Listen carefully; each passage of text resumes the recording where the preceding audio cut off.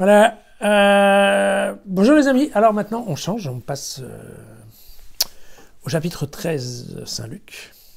Et nous allons directement dans les versets 10 à 17 pour parler d'une guérison qui me paraît intéressante. Jésus est en train d'enseigner dans une synagogue, évidemment un jour du sabbat. Il y avait là une femme possédée d'un esprit qui la rendait infirme depuis 18 ans. Elle était toute courbée, elle ne pouvait pas se redresser complètement.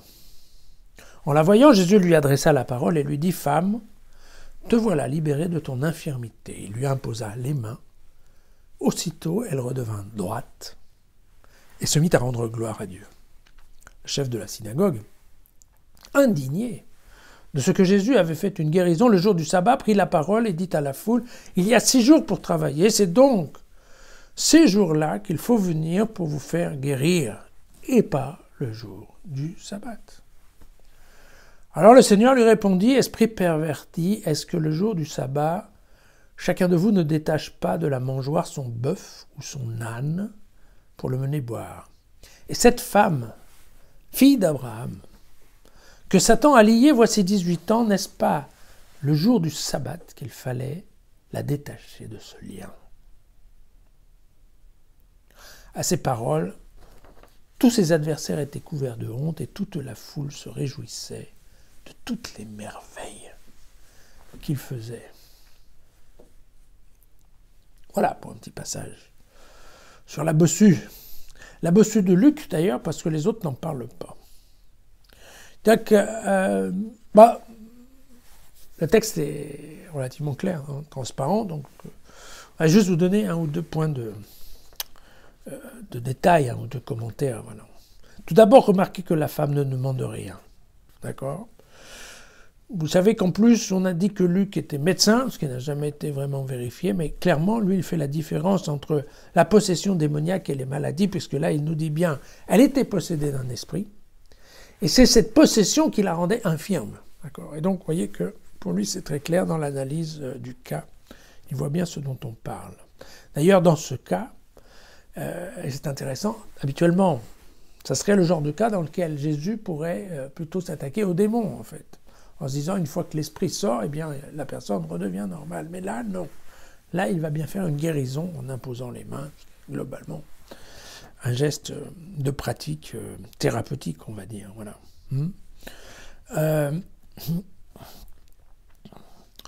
Et vous remarquez que d'ailleurs, dans ce cas-là, Jésus n'a pas parlé aux démons. Voilà. Dans la tradition juive, en fait, ce qui faisait la différence entre un homme et un animal, c'était 3 choses. C'est qu'un homme, d'une part, pouvait se tenir debout, ce qui lui permet de pouvoir se redresser devant Dieu. Qu'en plus, c'était quelqu'un qui pouvait parler. Et le 3e point, c'était la capacité de discernement et la vue, en fait. Voilà, c'est ça. Donc ça, c'était en effet les critères. Quand on nous faisait dire, voilà, ici on parle d'un homme, ici on parle d'un animal. D'accord ? Et donc, effectivement, une personne, dans son cas, qui est un peu exagéré, qui va être tordue, on va dire qu'il va lui manquer un des critères, et vous voyez qu'alors qu'elle est fille d'Abraham, alors qu'elle est typiquement, juive elle aussi, eh bien, effectivement, elle n'arrive pas, évidemment, il faut lire à travers les lignes, mais elle n'arrive pas à se rapprocher de Dieu. Et c'est dans ce sens-là qu'effectivement, elle souffre aussi d'une infirmité. D'accord ? Donc, pardon. Il faut savoir aussi que dans tous les textes anciens, quand on dit fille d'Abraham, c'est l'appellation favorite pour dire Israël. Donc vous voyez qu'il y a éventuellement un 2e sens dans le passage. Alors, on voit aussi la description de la miséricorde dans ce que fait Luc, c'est-à-dire qu'il la regarde, il lui parle, et il la touche. D'accord ? Donc vous voyez bien que ici, cette imposition de main, on comprend bien que c'est l'énergie qui vient de Dieu qui la soigne. C'est pas Luc le guérisseur, c'est Dieu. Voilà, c'était un point de détail. Voilà. Alors le mot critique dans le passage, c'est le terme de déliement, de lier, de délier. Vous voyez que l'âne et le bœuf étaient liés, et vous voyez que la femme était liée par Satan, et que Jésus va s'occuper de détacher le lien. Alors, c'est un terme qu'on retrouvera dans d'autres textes, puisque Abraham, par exemple, vous savez qu'Abraham écoute le Seigneur qui lui dit immole ton fils, hein, Isaac. Et donc, on sait bien que l'ange intervient à la fin en disant mais non, non, stop, arrête, il arrête la main. Et donc, du coup, eh bien, effectivement, Abraham va délier Isaac du bûcher. Voilà. Alors, vous voyez que, une fois encore, alors, globalement, ça sera vrai pour tout l'évangile de Luc. On ne trouve pas la même agressivité, je vous l'avais dit, dans les textes de Luc que dans les textes de Matthieu, dès qu'on parle des Juifs et de la religion juive. D'accord ? Voilà. Lui, Matthieu, il est carrément dans l'agressivité et il traite les gens d'hypocrites partout. C'est assez simple, c'est assez violent, mais voilà. Ça correspond, encore une fois, à la situation de sa communauté où les Juifs sont en train de les foutre à la porte des synagogues. Et donc, effectivement, Matthieu le prend assez mal. Dans le cas de Luc, c'est un peu différent. Luc est une communauté de pagano-chrétiens, donc de gens qui n'ont jamais mis les pieds dans une synagogue. Donc vous voyez que lui, bon, ok, il y a la synagogue, mais son problème à lui, je vous l'avais dit, je crois, c'est de faire la différence pour les gens qui n'ont pas eu de religion, faire la différence entre la religion juive, qui est quand même globalement un peu difficile et pesante, on va dire, et puis la religion chrétienne, qui elle est beaucoup plus facile, agile, n'est-ce pas ? Et donc c'est globalement ce qui se passe ici. Et la façon, le lien qui s'utilise ici, c'est que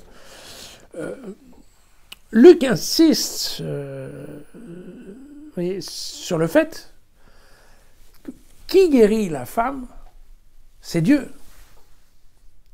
Or, si un jour, parce que contrairement à ce qui est supposé ici, quand on reprend la lecture de la Genèse, le 7e jour, Dieu travaille encore, il finit la création.